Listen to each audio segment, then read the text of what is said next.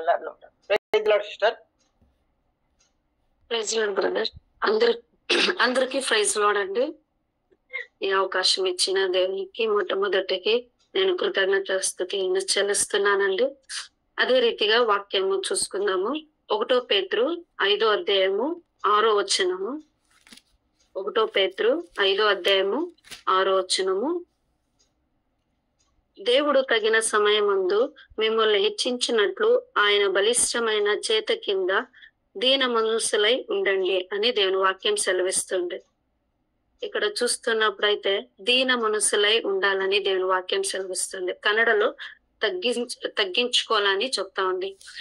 చూసినప్పుడు మనం ప్రతి ఒక్క విషయంలో దేవుని విషయంలో మనము తగ్గించుకోవాలని దేవుని వాక్యం సెలవిస్తుంది. దేవుడు మాకేమి ఇచ్చినా అన్ని దేవునికి కృతజ్ఞతాస్తుతి చెల్లిస్తూ దేవుని విషయంలో మనం ఎప్పుడు తగ్గించుకునే స్వభావం మాలో ఉండాల, దీన మనస్సు మాలో ఉండాలని దేవుని వాక్యం సెలవిస్తుందండి. అప్పుడు దేవుడు మనని పైకి లేపుతాడని దేవుని వాక్యం చెబుతుంది. నిజంగా ప్రతి ఒక్క విషయంలో మనం తగ్గించుకోవాలా. హెచ్చించుకునే స్వభావం మాలో ఎప్పటికీ ఉండకూడదు.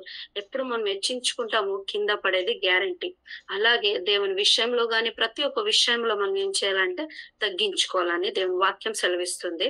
మత్తయి 8వ అధ్యాయము 5 నుంచి 10 వరకు చదివితే అక్కడ ఒక శతాధిపతి ఉంటాడండి. ఒక శతాధిపతి. కానీ ఆ శతాధిపతి అక్కడ తగ్గించుకుంటాడని దేవుని వాక్యం సెలవిస్తుంది. ఎందుకంటే అక్కడ ఒక వాళ్ళ ఇంట్లో పని చేసే ఒక సైనికుడికి ఆరోగ్యం బాగుండదు. ఆరోగ్యం లేకున్నప్పుడు శతాధిపతి ఏం చేస్తాడంటే తను అనుకోవచ్చు, నేను మా ఇంట్లో పని చేసే సైనికునికి బాగలేకున్నప్పుడు నేను ఎందుకు వెళ్ళాలా అనుకోలేదు. తను మా ఇంటి మనిషి అనుకొని దేవుని దగ్గరికి వెళ్తాడండి. అక్కడ చూస్తే అక్కడ వెళ్ళి దేవుని దగ్గర అడుగుతాడు శతాధిపతి, దేవుడా మా ఇంటిలో ఒక సైనికునికి బాగలేదు, నువ్వు వచ్చి స్వస్థపరచు అని అక్కడ తగ్గించుకొని అడుగుతాడంటే. శతాధిపతి అంటే ఒక 100 మందికి తను ఒక లీడర్ లాగా ఉంటాడు. ఆ లీడర్ ఏం చేస్తాడంటే తగ్గించుకొని వెళ్ళి దేవుని ముందర మోకాలూరి అడుగుతాడు, నా ఆళ్ళకి బాగలేదు, మీరు స్వస్థపరచండి అని అడిగేటప్పుడు దేవుడు నేను వస్తాను వెళ్ళండి అన్నప్పుడు ఆడ ఒక మాట చెప్తాడండి. ఎవరన్నా చదవండి. 8వ అధ్యాయం 5వ వచనము. ఆయన కపెర్నహూములో ప్రవేశించినప్పుడు ఒక శతాధిపతి ఆయన యుద్ధకు వచ్చి, ప్రభువా, నా దాసుడు పక్షవాయువుతో మిగులు బాధపడుచు ఇంటిలో పడి ఉన్నాడని చెప్పి ఆయనను వేడుకొనెను. యేసు, నేను వచ్చి వాని స్వస్థపరచదనని అతనితో చెప్పగా, ఆ శతాధిపతి, ప్రభువా, నీవు నా ఇంటిలోనికి వచ్చుటకు నేను పాత్రుడను కాను. నీవు మాట మాత్రము సెలవిమ్ము, అప్పుడు నా దాసుడు స్వస్థపరచబడును. నేను కూడా నిజంగా ఇక్కడ చూస్తాము, నేను వచ్చి స్వస్థపరుస్తానని దేవుడు చెప్పినప్పుడు అక్కడ శతాధిపతి తగ్గించుకుంటాడు. మా ఇంటికి వచ్చేటకు నేను పాత్రుడను కాను. కానీ వాడు ఒక శ్రీమంతుడు. కానీ అక్కడ దేవునికి అంటాడు, మా ఇంటికి వచ్చేంత దాసుడు నేను కాదు అని అక్కడ సెలవిస్తుందండి. నిజంగా అక్కడ దేవుని విషయంలో ఆ శతాధిపతి తగ్గించుకుంటాడు. తగ్గించుకునే సమయంలో దేవుడు చెప్తాడు, నేను వచ్చి స్వస్థపరుస్తాను అన్నప్పుడు, వద్దు దేవుడా, నేనంతా సైనికులారు నా దాసుడు స్వస్థపరచుటకు నేను కూడా అధికారంలో లోబడి ఉన్నాను అని దేవుని వాక్యం సెలవుస్తుంది. నేను పాత్రుడను కాను అని ఆ మాట చెప్తాడు. ఆ మాట వినే తక్షణ దేవునికి సంతోషం కలుగుతుంది. ఇలాంటి విశ్వాసం నేను ఎక్కడ చూడలేదు, ఇశ్రాయేల్ జనంలో నేను చూడలేదని అక్కడ సెలవిస్తుంది.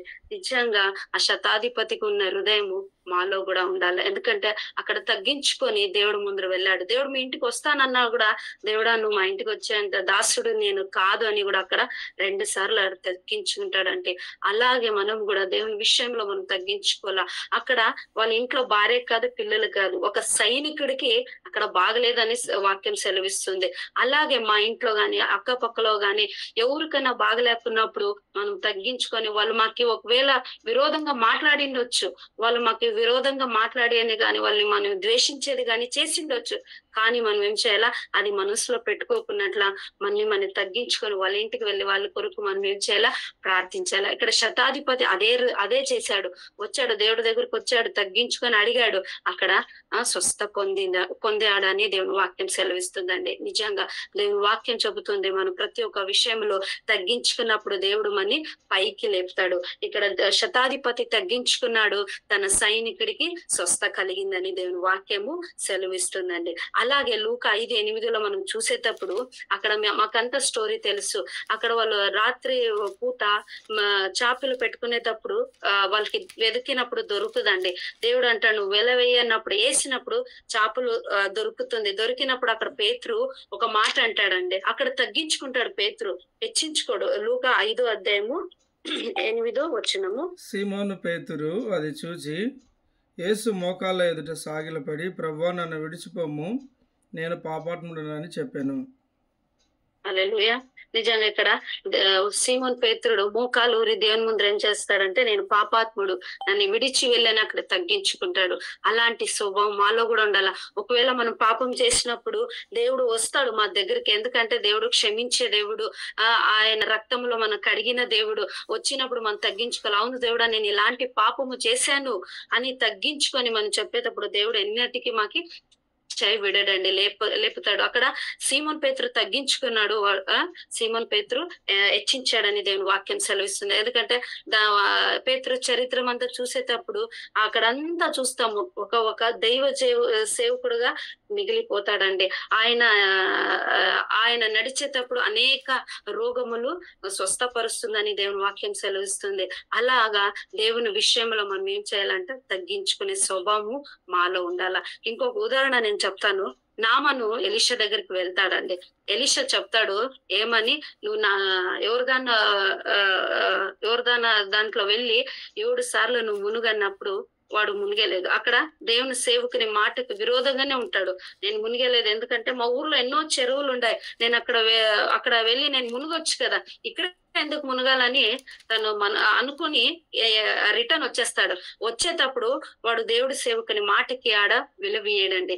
వెళ్తా ఉండే దావలో ఒక సేవకుడు చెప్తాడు, వాని కింద పనిచేసే నామాన్ కింద పనిచేసే ఎలీషా ఏమి నీకేం కష్టమైన పని ఈలేదు, ఊరికే వెళ్ళి మునుగు అన్నాడు కదా, మునుగుతో అయిపోయి కదా, నీకేమన్నా వేరే పని ఏమన్నా చెప్పాడా, కష్టమైన పని ఏమన్నా చెప్పారా నువ్వు బాధపడేకి అని అన్నప్పుడు అప్పుడు ఎవరు మాటకి విలువిస్తాడంటే ఒక సైనికుడు మాటకి విలువిస్తాడు. కానీ అక్కడ నేను చూసే ఏం చెప్తామంటే అక్కడ దైవ సేవకుని మాటకి విలువలేదని దేవుని వాక్యం చెబుతుంది. ఎందుకంటే ఎలీషా చెప్పిన తక్షణ వెళ్ళి ఆ మాటకి విధేయరాగి నడిచి వెళ్ళి అక్కడ పోయి తగ్గించుకొని అక్కడ మునిగింటే ఇంకా వాళ్ళ జీవితంలో గొప్ప కార్యాలు చూస్తున్నాము నేను అనుకుంటున్నాను.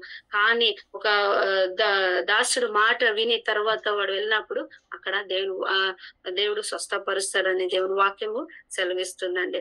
అలాగే ఎప్పుడు మనం దేవుడు సేవకుడు కానీ ఎవరైనా పెద్దోళ్ళు చెప్పినప్పుడు వాళ్ళ మాటకి మనం తగ్గించుకోవాలి. మీరేం చెప్పేది నాకు అంతా తెలుసు, అది నెవర్. ఎందుకంటే అలా చెప్పేకే పోకూడదు.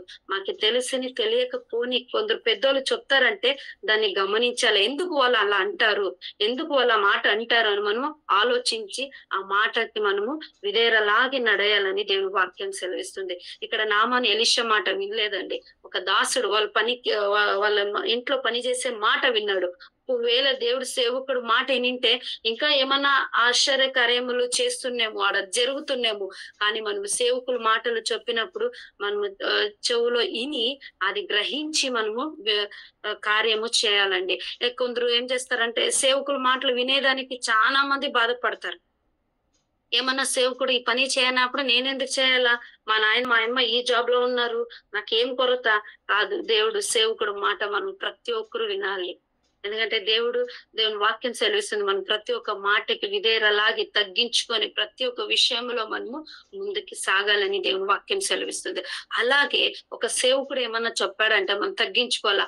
మా నాయన ఎట్లా పని చేయని, అమ్మ ఎలా పని చేయని, మనం ఎట్లా జాబ్ లో ఉంటాము, మనం ఏం చదివి తింటాము, మాకు ఆస్తుంది అంతస్తు కాదు.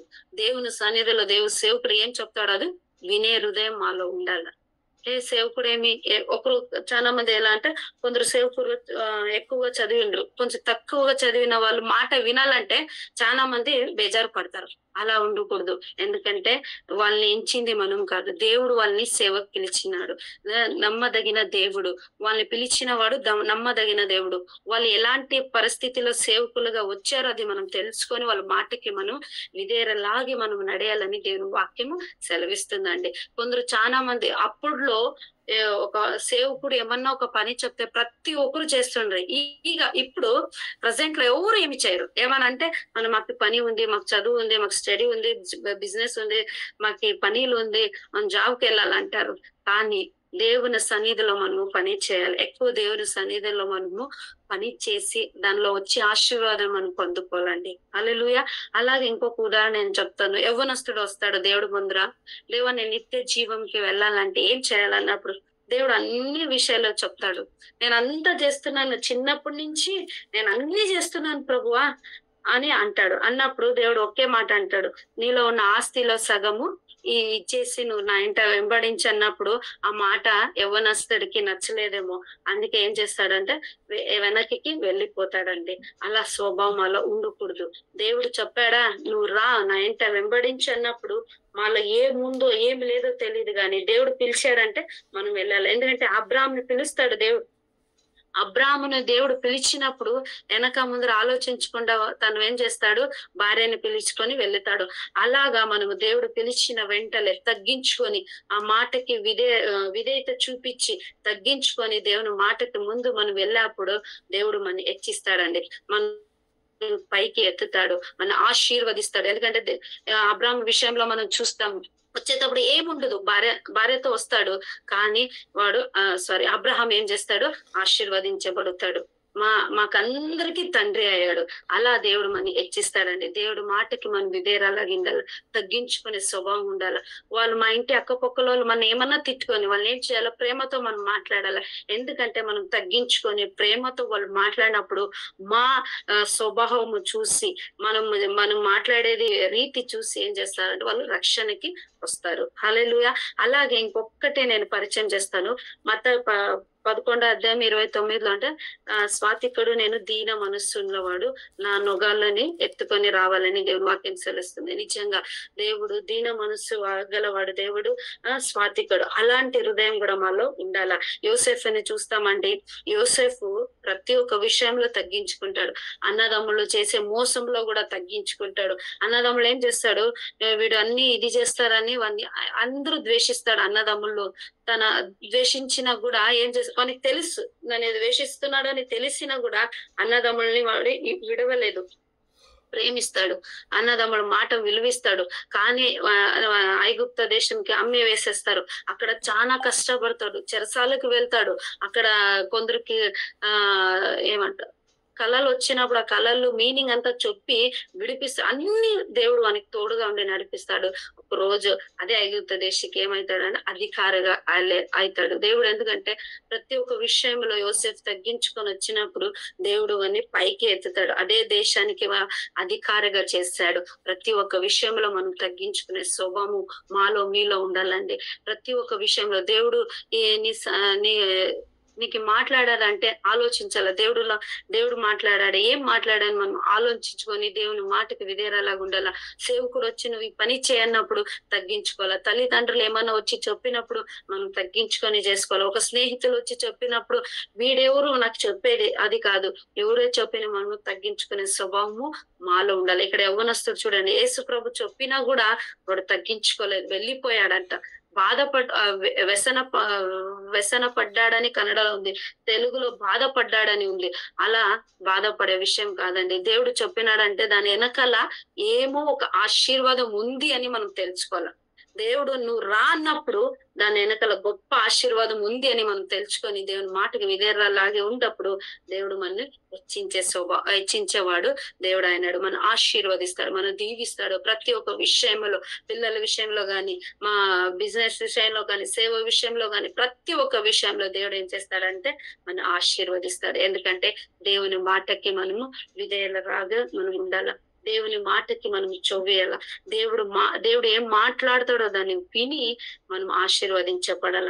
దేవుని మాటకి ఎప్పుడు మనం చేసేలేదు అని చెప్పకూడదు. ఎప్పుడు మనం అవును ప్రభు నేనున్నాను అనేలాగా మనం ఉండాలి. ఎప్పుడు దేవుడు మనని పిలుస్తాడు, ఎవరు మనకేం చెప్తారు అని మనం ఎప్పుడు కాస్తూ ఉండాల. మనం ప్రతి ఒక్క విషయంలో తగ్గించబడాల. ఎవరు మన తిట్టినా కొట్టినా ఏమి చేసినా కూడా మనము తగ్గించుకోవాలా. ఎందుకంటే యోసేఫ్ అనే ఉదాహరణ నేను చెప్తున్నాను. యోసేఫ్ ప్రతి ఒక్క విషయంలో ఎలా తగ్గించుకున్నాడో ఆ స్వభావము మాలో మీలో కూడా ఉండాలని దేవుని వాక్యం సెలవిస్తుందండి. దేవుడు ఈ వాక్యాన్ని దీవించిన గాక. ఆమేన్. Thank you sister.